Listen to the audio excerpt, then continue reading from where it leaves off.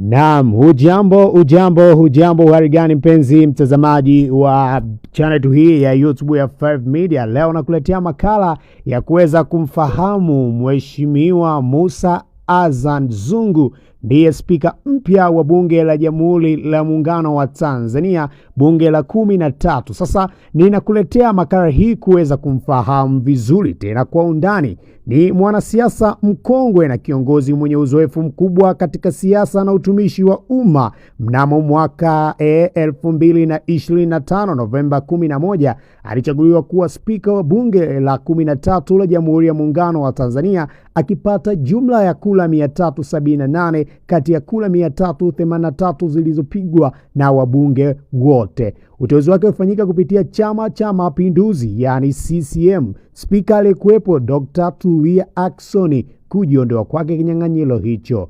Kwa ushindi huo, Zungu anaandika historia kama spika wa 8 wa bunge la Tanzania tangu kuanzishwa kwake, ikifuata nyayo za viongozi mashuhuri kama vile Adam Sapi Mkwawa, Pius Msekwa, Samuel Sita, Anna Makinda, Job Dugai na Dr. Tulia Ackson.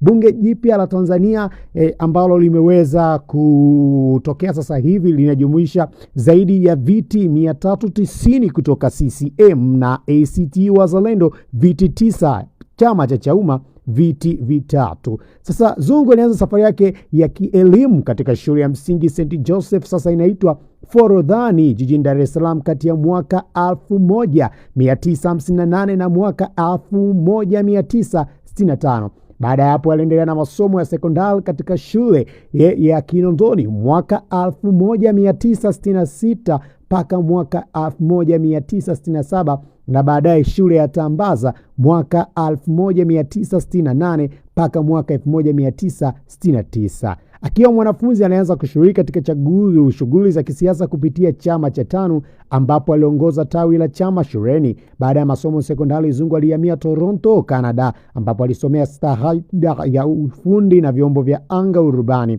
Alifanya kazi nchini humo kama mwandishi wa ndege hadi mwaka 1982, kisha akaendelea kufanya kazi katika Falme za Kiarabu mpaka mwaka 1993 kabla ya kurejea nchini Tanzania.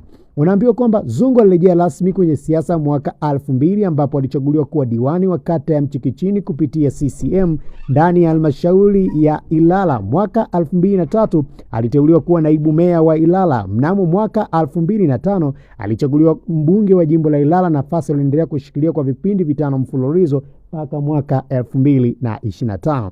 Ndani ya bunge amewahi kushika nyadhifa mbalimbali, ikiwemo naibu mwenyekiti wa kamati ya mambo ya nje mwaka 2007 mpaka mwaka 2011. Mwenyekiti wa umoja wa bunge wa Jumuiya Madola CPA Tanzania, alikuwa naibu mwenyekiti wa kamati za huduma jamii. Zungu, hii ndiyo historia yake. Tukutane tena wakati mwingine ambapo tutamwangazia kwa undani.